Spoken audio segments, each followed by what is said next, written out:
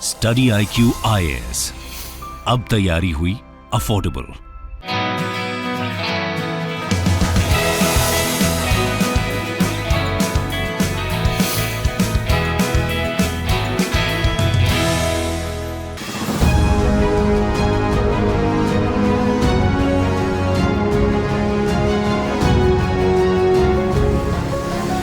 Programme में आपका स्वागत है। Why did Japan attack Pearl Harbor? Welcome to Study IQ। मेरा नाम है आदेश सिंह। दोस्तों, आज हम वर्ल्ड हिस्ट्री के एक ऐसे इवेंट की बात करने वाले हैं जिसने न केवल वर्ल्ड वॉर II की दिशा को बदल दिया, बल्कि मॉडर्न वर्ल्ड पॉलिटिक्स के नेचर को भी ट्रांसफॉर्म किया। ये कहानी है पैसिफिक महासागर के हवाई आइलैंड में बसे महत्वपूर्ण American naval base Perl Harbor पर हुए हमले की। दिसंबर 7, 1941 को इंपीरियल जापानीज नेवी द्वारा किए गए इस सरप्राइज अटैक का इंपॉर्टेंस इसलिए है क्योंकि इसके जवाब में अमेरिका ने जापान के खिलाफ जंग छेड़ दी और वो वर्ल्ड वॉर II में शामिल हो गया। अमेरिका का वर्ल्ड वॉर II में कूदना ऐतिहासिक साबित हुआ क्योंकि इसने वर्ल्ड वॉर II की दिशा को एलाइड पावर्स के पक्ष में फेर दिया। सिर्फ यही नहीं, पर्ल हार्बर पर हुए हमले को ही अक्सर न्यूक्लियर एज की शुरुआत का कारण भी बताया जाता है, क्योंकि जापान और अमेरिका के बीच लगी हुई आग को इस इवेंट ने कुछ ऐसी हवा दी कि ये हिरोशिमा और नागासाकी में न्यूक्लियर अटैक के बाद ही जाकर बुझी। तो आइए देखते हैं कि आखिर जापान जैसे एक छोटे आइलैंड नेशन ने अमेरिका जैसे वर्ल्ड पावर पर ऐसा खौफनाक हमला क्यों किया। The attack on Pearl Harbor. दोस्तों, कहानी है जुलाई 1941 की, जब जापान इंडीज, फिलीपींस और पर्ल हार्बर पर एक कंबाइंड अटैक के प्लान्स बना रहा था। जापान के तब के navy chief of staff Osami Nagano का मानना था कि अमेरिका के साथ जंग अनिवार्य थी और एग्जिस्टिंग ऑयल रिसोर्सेज के रहते ही इस जंग को अंजाम देना था। जापानीज इंपीरियल नेवी ने एक आर्माडा को आदेश दिया जिसमें 6 एयरक्राफ्ट कैरियर्स पर 414 विमान शामिल थे। एडमिरल यामामोटो इसोरोकू के प्लान के मुताबिक ये आर्माडा पर्ल हार्बर में बेस यूएस पैसिफिक फ्लीट को तबाह करने वाला था। अमेरिकन्स को कोई भनक तक न लगे, इसीलिए इन एयरक्राफ्ट कैरियर्स ने एक स्ट्रिक्ट रेडियो साइलेंस मेंटेन किया और जापान ने यह अटैक किसी फॉर्मल डिक्लेरेशन ऑफ वॉर के पहले ही किया।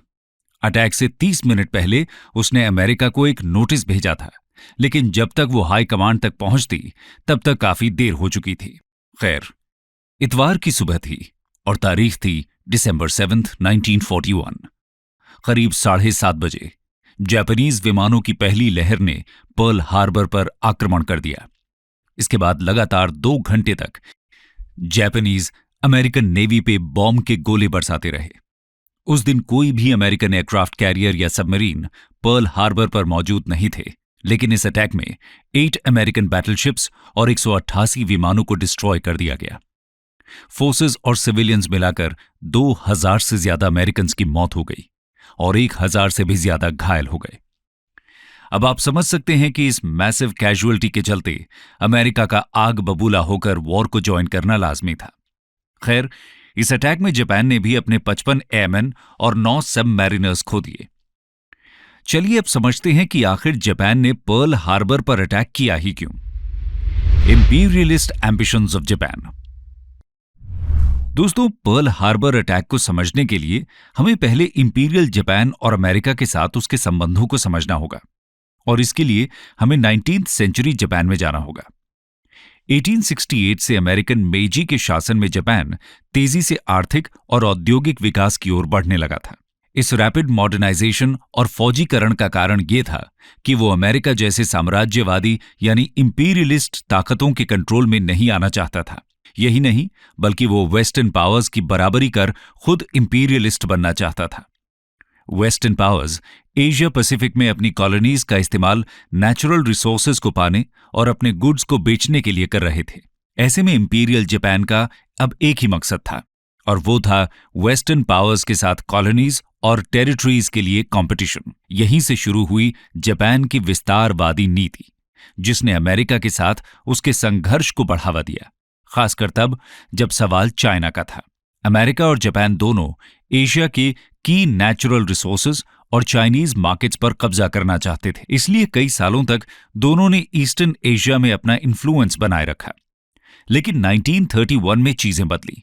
जापानीज इंपीरियलिस्ट एम्बिशंस में सबसे इंपॉर्टेंट इवेंट 1931 में देखने को मिला, जब उसने मंचूरिया को इन्वेड किया।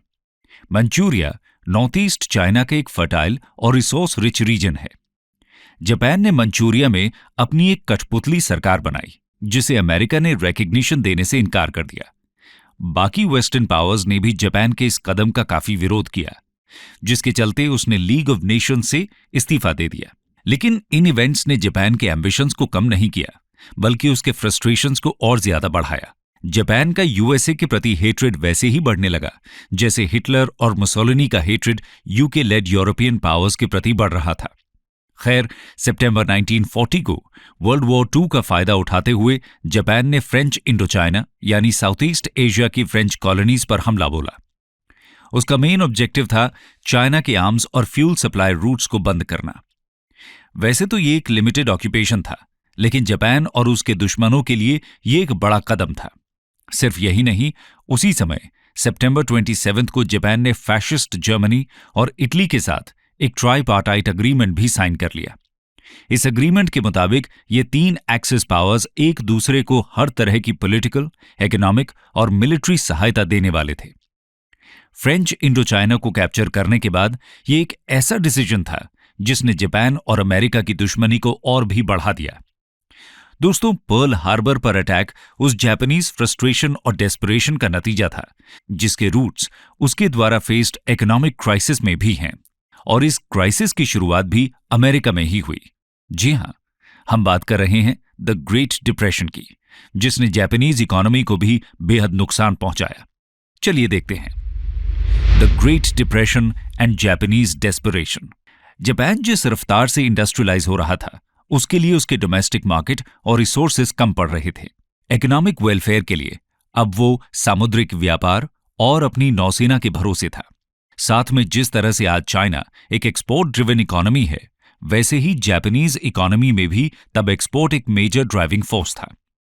लेकिन 1929 से 1933 तक चलने वाले द ग्रेट डिप्रेशन के चलते टैरिफ बैरियर्स बढ़ गए थे और जापानीज एक्सपोर्ट्स में गिरावट आ गई।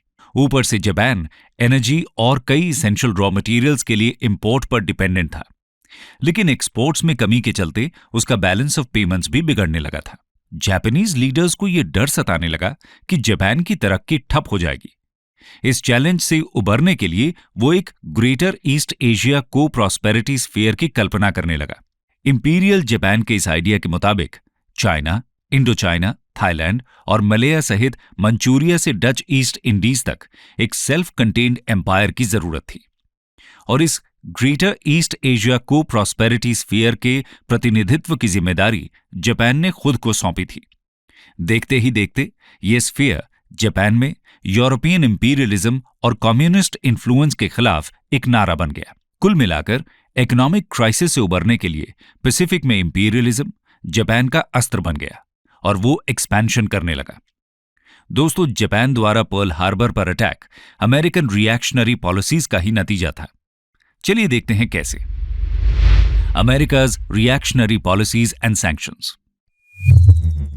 दोस्तों, अमेरिका को जापान की एक्सपेंशनिस्ट और इंपीरियलिस्ट पॉलिसीज मंजूर नहीं थे। वैसे तो यूएस वर्ल्ड वॉर II में डायरेक्टली शामिल नहीं था, लेकिन यूरोप और एशिया में जर्मनी, इटली और जापान जैसे तानाशाही ताकतों को हराने के लिए वो काफी उतावला भी था। उसने इस बात का फायदा उठाया कि जापान के 80% इंपोर्ट्स अमेरिका से आते थे। जापानीज अग्रेशन के जवाब में 1940 में यूएस गवर्नमेंट ने स्क्रैप आयरन, स्टील और एविएशन फ्यूल की सप्लाई बंद कर दी। उसी साल American president Franklin D Roosevelt ने यूएस पैसिफिक फ्लीट को पर्ल हार्बर, हवाई में शिफ्ट किया ताकि जापानीज नेवी को नियंत्रित किया जा सके। जनवरी 1941 में अमेरिका ने कॉपर, ब्रास, ब्रॉन्ज, जिंक, निकल और पोटैश जैसे वॉर मटेरियल्स को भी जापान में एक्सपोर्ट करना बंद कर दिया। ये जापान की इंडस्ट्रीज के लिए एक बहुत बड़ा धक्का था। इसके अलावा जापान यूएस के ऑयल सप्लाई पर भी बहुत ज्यादा निर्भर था। उसका 80% ऑयल यूएस से आता था, लेकिन अमेरिका ने जापान की फाइनेंशियल एसेट्स को ही फ्रीज कर दिया ताकि वो ऑयल सप्लाईज के लिए पेमेंट ना कर पाए। ये एक डे फैक्टो यानी अनऑफिशियल बैन की तरह था, उसने डच इंडीज के ऑयल कंपनीज को भी जापान के साथ कोऑपरेट करने से मना कर दिया।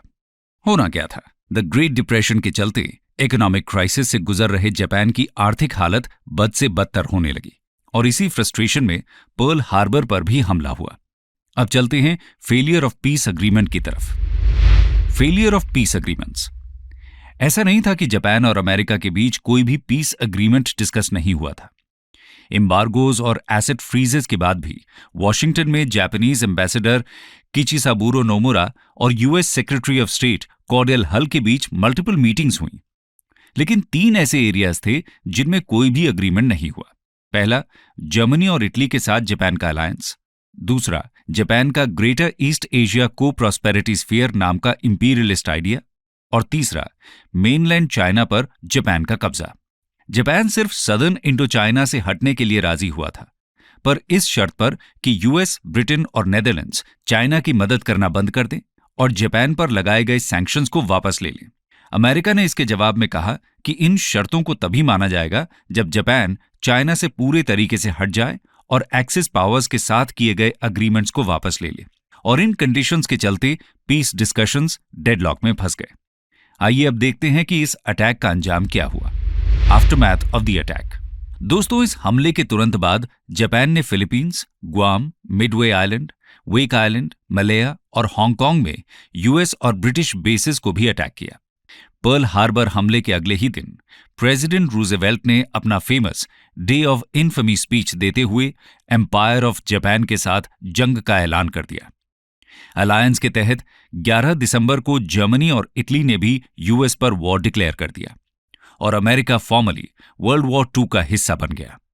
वॉर के दौरान अमेरिका के वेस्ट कोस्ट में बसे जापानीज अमेरिकन्स को अलग कैंप्स में नजरबंद करके रखा गया। पर्ल हार्बर को अक्सर अमेरिकन प्रोपेगेंडा के लिए इस्तेमाल किया गया, यहां तक कि जब अमेरिका ने 1945 में हिरोशिमा और नागासाकी पर न्यूक्लियर बॉम्ब गिराया तो इसे एक बदले की नजर से भी देखा गया। कंक्लूजन। तो दोस्तों, हमने देखा कि कैसे जापान का इंपीरियलिस्ट एम्बिशन, उसका डेस्परेशन और अमेरिका के साथ बिगड़ते संबंध पर्ल हार्बर के अटैक का कारण बने। कई हिस्टोरियंस ये मानते हैं कि पर्ल हार्बर पर अटैक जापान के लिए अननेसेसरी था। जापान अपने रॉ मटेरियल्स और ऑयल सप्लाई के लिए ऑल्टरनेटिव्स ढूंढ सकता था। उसने यूएस इंटेंशंस को भी गलत समझा था, क्योंकि यूरोप या पैसिफिक में डायरेक्टली जंग में शामिल होने का अमेरिका का कोई इरादा नहीं था। कुछ हिस्टोरियंस रूजवेल्ट की नीयत पर भी सवाल उठाते हैं। उनका मानना था कि जापान पर सिवियर इकोनॉमिक प्रेशर्स डालकर उसको जंग के लिए उकसाया गया। ये इसलिए किया गया ताकि जापान के साथ जंग की आड़ में अमेरिका हिटलर के जर्मनी पर भी वॉर डिक्लेयर कर सके। हालांकि पॉपुलर ओपिनियन ये है कि जापान की सीनाजोरी ही वर्ल्ड वॉर 2 में उसकी हार का कारण बना। वैसे तो पर्ल हार्बर के बाद कुछ समय तक ऐसा लग रहा था कि मानो पूरे पैसिफिक पर उसका ही राज था, लेकिन लॉन्ग टर्म व्यू से देखा जाए तो पर्ल हार्बर जापान के लिए एक ग्रैंड स्ट्रेटेजिक भूल थी। उसने मानो एक सोते हुए शेर को जगा दिया था। अमेरिका की इंडस्ट्रियल कैपेसिटी इतनी थी कि उसे इस जंग में कोई भी हरा नहीं सकता था।